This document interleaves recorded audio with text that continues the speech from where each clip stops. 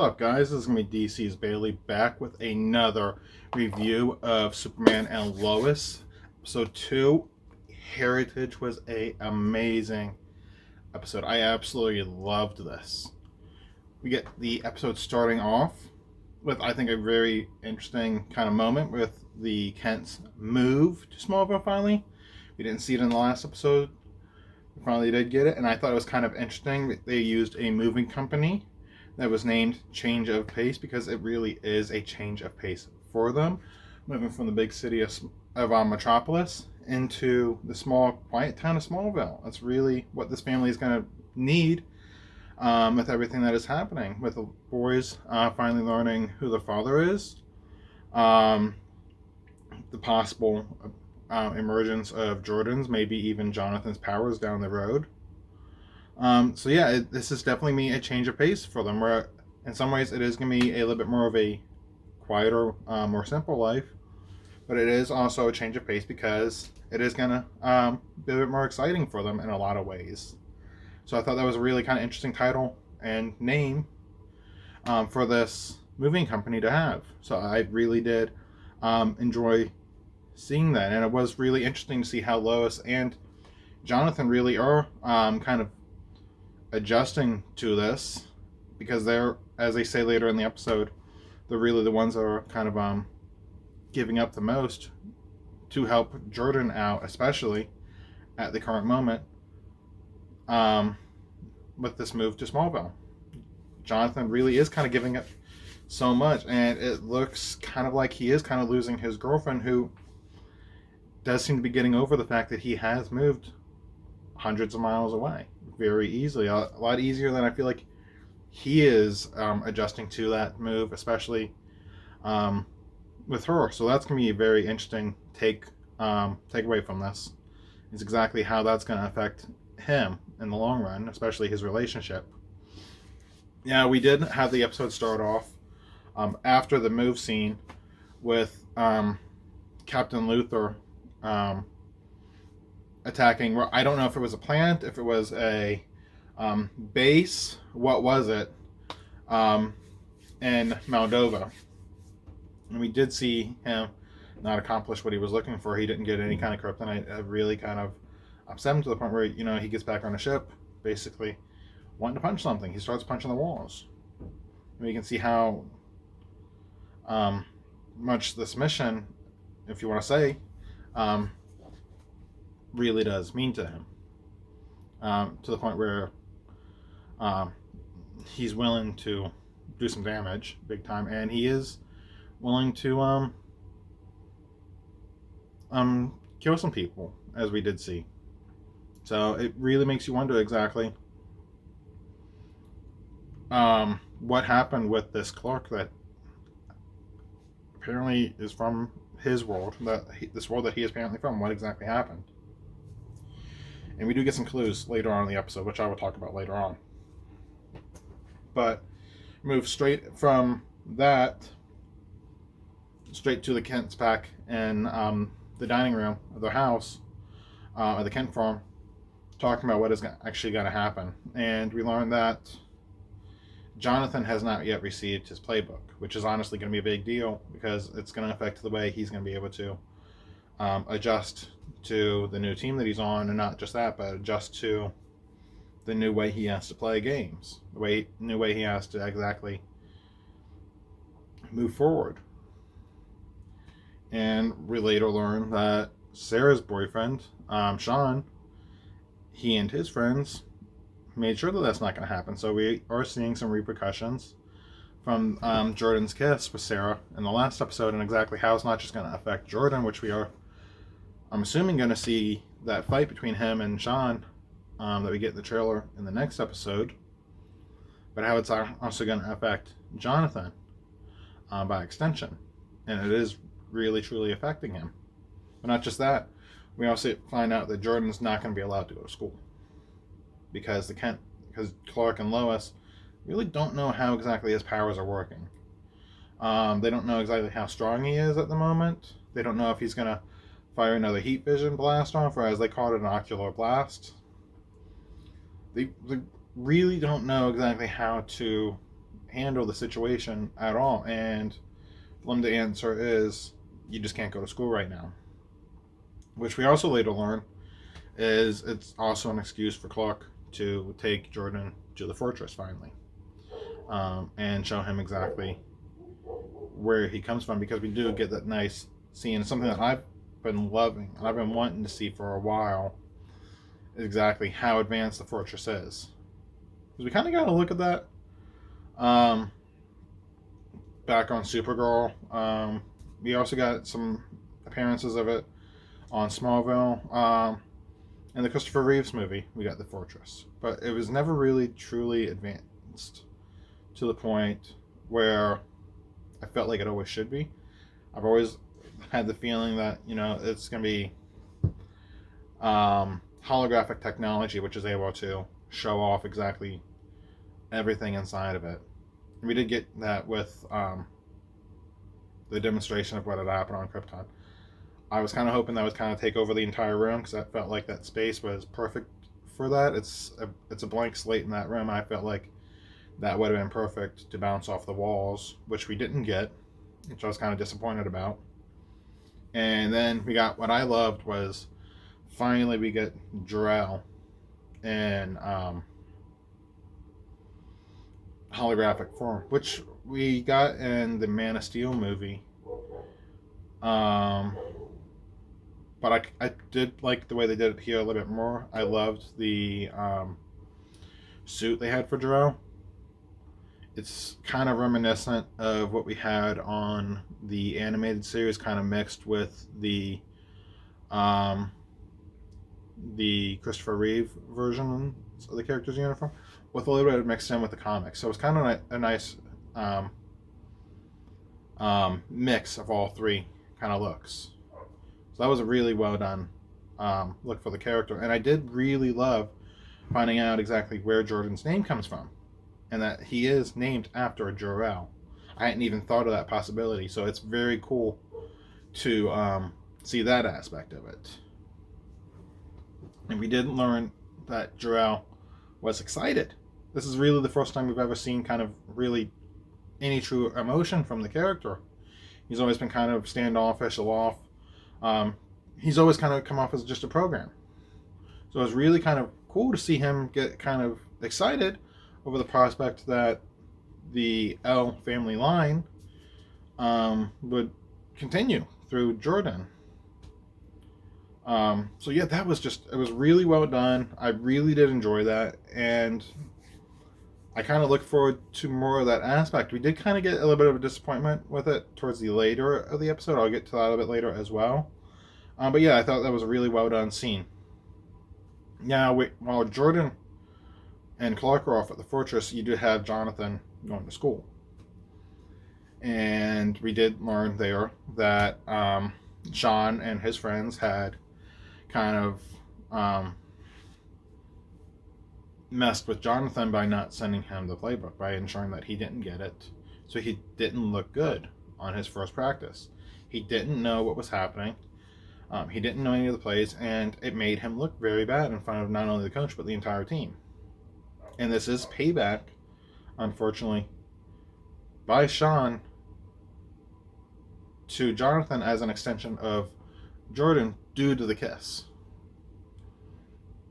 And it really does make me question exactly what does Sarah see in this character, because she does say later on that you don't know him like I do. And it'd be interesting to see if we do finally get to see that aspect of the character, or if we are just going to be seeing Sean as that bully figure. Because this is kind of reminiscent, again, they're trying to pull a lot of stuff off from the past of the Superman. And this is very reminiscent of the character of Whitney and Smallville, who was Lana's boyfriend. So this whole relationship with Jordan and Jonathan, in a way, is very reminiscent of the relationship that Clark had with Lana, and by extension, Whitney on Smallville, because that started off as a very antagonistic relationship. Whitney and his friends strung Clark up on that show on a scarecrow post.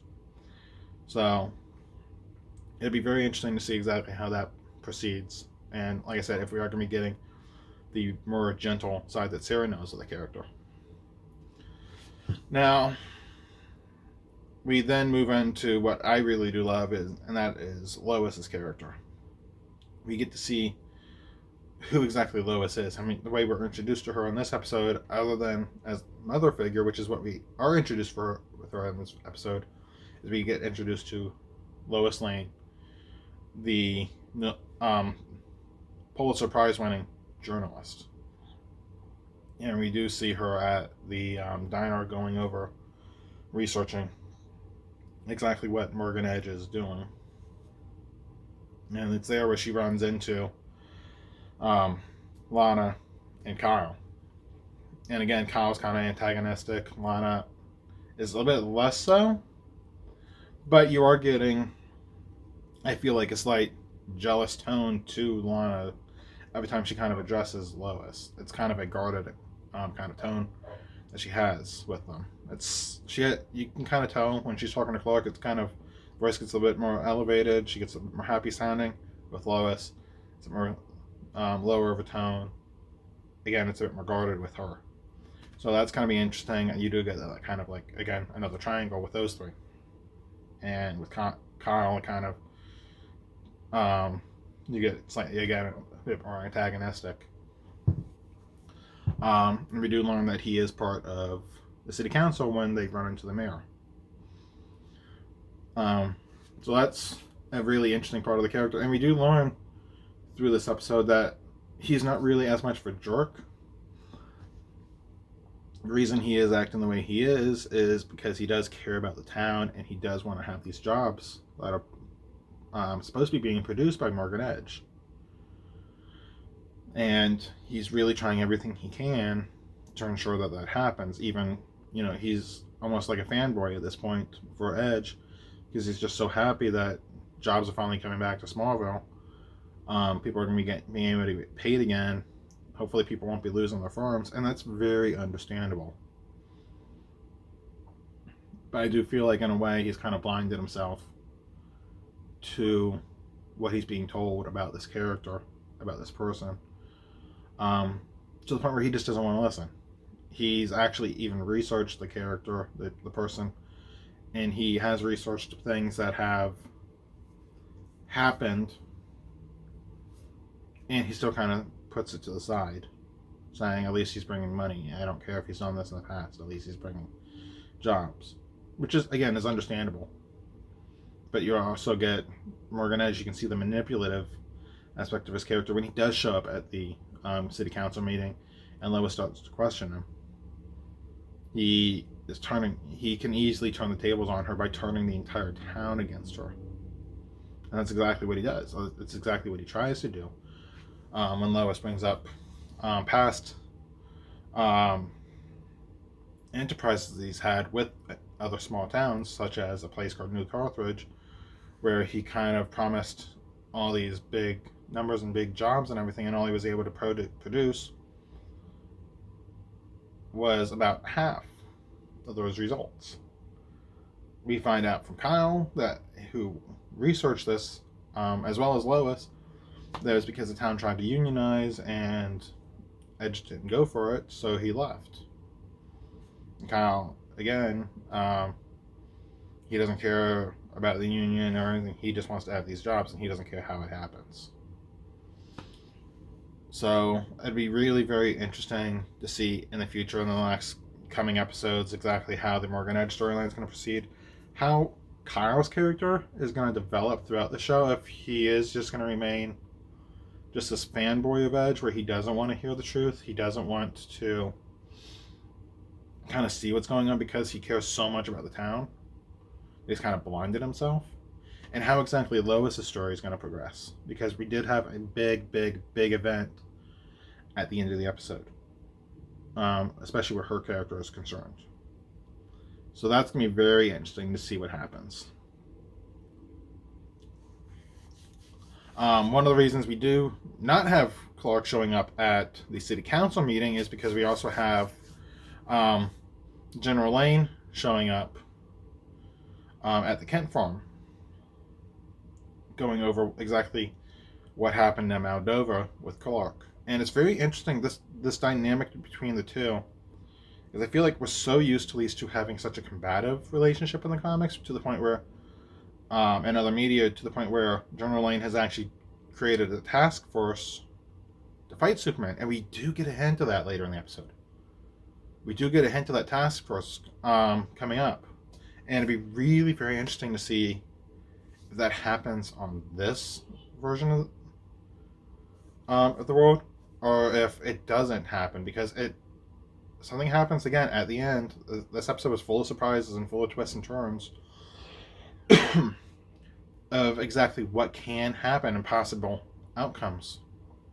And that's one thing I really do love about this, is we're not exactly sure what's fully going to be going on. But yeah, you do get Lane's interaction with Clark, and I do love that you have Sam kind of questioning Clark, why'd you move? What was the reason? Because it shouldn't be a reason. You uprooted Lois, you uprooted Jonathan, and Jordan, he says, isn't going to have a chance to fit in here. Which I wasn't very liking of that. But you can kind of see why he's doing it, because he does care about his daughter. He does, in his own way. He does care about his grandchildren in his own way. But for him, he's always been about the military and the act, what's going on first. And for him, the place to be for Clark, the place to be for Lois and the kids, is in Metropolis. And Clark doesn't really say it, but you do have General Lane coming to the conclusion that Clark has told Jonathan and Jordan exactly who he really is. And I'm happy about that, saying he's going to ruin his family because of the knowledge. And you do have Clark saying, no, it's going to fix his family. Which right now it is up for debate. I'm kind of leaning towards the side that it is going to fix the family, but it's going to take a while to fix the family, because lies, no matter what they're for, it's just not a good situation. Especially when you have two kids, one who does have issues, and you have Jonathan, who kind of, I don't want to say had it, things handed to him, but in some way he did have things handed to him because he did have such talent. Again, this is a kid that, as a freshman, made the varsity football team. So it's going to be very interesting to see exactly how that happens. And you are seeing Jonathan showing some signs of jealousy throughout this episode towards Jordan. And I kind of feel like it hits kind of a headway later in, when they are having that argument inside the house after the city council meeting. So it is going to be very interesting to see exactly how that proceeds. But as you are having this conversation with General Lane and Clark, you have Luther going to Mongolia, and you do have Clark picking up on this, and he suddenly flies off, and you do have that battle between the two where Clark does come out with the upper hand, but Luther, being Luther, has a backup, and that is that he set explosives on his ship, and he then sends the ship off to a popularized area. And Clark, being who he is, can't risk that going off, so he leaves him. And he goes after the ship. And he just narrowly stops the ship before it can cause any kind of damage. By the time he gets back, Luther is gone. But we do see he hasn't really gone too far. He does kind of return, and he takes on the DoD, the Department of Defense, looking for Sam. He's looking for General Lane. And we find out it's because these two know each other. Captain Luther is actually one of General Lane's soldiers on this other planet. And they were part of that task force. But there was a task force on that planet to begin with, helping Superman, that later turned into something that was hunting him. Or if it's just something that Superman on that planet was not a great guy and that they were battling him. I don't know yet. We don't know yet. you don't know exactly what's going on with that other world that he comes from. That's something that's going to be progressing throughout the season again. But that was a very interesting take, because you do have, again, Sam, who creates this unit in the comics to combat him and combat all Kryptonians once we have the new Krypton story arc in the comics. And to see that kind of taking shape now with just the second episode is amazing. I really didn't think we'd be getting this until maybe midway through the season at the very least, because I do feel like, as good of intentions as Sam has, he's always going to put his country first, and I feel like he's not going to be able to see that with Clark. Clark is trying to create a family, and Sam, no matter what, will always put his duties before his family. That's kind of where he and Clark differ. So it's going to be very interesting to see exactly what happens with that storyline. Another really interesting part of the storyline is exactly what's going on with Jordan. Him and Clark do go to the fortress again for a second time, and it's to run more tests, and it's there where we learn Jordan might not have powers, or if he does, he doesn't really have control of them like Clark does, because his body can't store the solar energy like Clark's can. He really only has, say, like 1/100th of the strength that Clark has, which is really just the strength of a normal person. And Jordan walks in on this conversation between Clark and Jor-El, and it kind of devastates him. You can see it on his face. You can really see the kind of impact that this is having, because this is somebody that has thought he's never been special in his entire life. He's grown up having this brother that gets everything and is very special and has the girlfriend and really, again, gets everything he wants. And finally, he had felt like he was finally getting something. He felt like he was finally special. To then have that torn away was very impactful for him.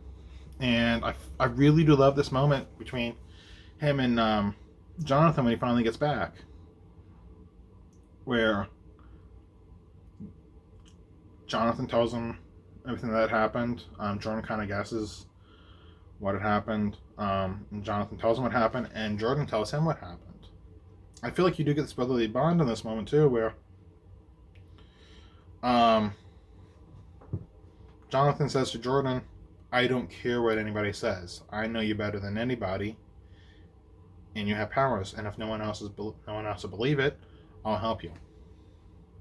Essentially, is what he says, and I absolutely love that line. I've loved it because it shows exactly the kind of relationship these two have. It is a very sibling relationship. It is a very real relationship. A lot of the shows on CW, unfortunately, don't really give us that kind of feeling, where it's more dramatized. I do absolutely love this because it does feel real. And I'm really looking forward to exactly seeing how far they're willing to go with this relationship between these two brothers, because it is amazing what they're doing so far. And finally, one of my favorite scenes on this entire show was Lois's moment to shine. She has had so many moments to shine throughout these 2 episodes, but I really loved this moment when she realized exactly what Morgan Edge had done, where he had basically butchered her article, which was about him. Changed the entire thing, where it was originally very negative towards him, and made a very positive article towards him. And Lois has had enough. She doesn't like what's happening with the planet. She doesn't like what was going on with her article. And she goes back to Metropolis. Storms into a meeting that Edge is having with the rest of his reporters, the rest of his staff, and tells Edge, "This is the best thing I've ever written since you started." Hands him the note and storms out.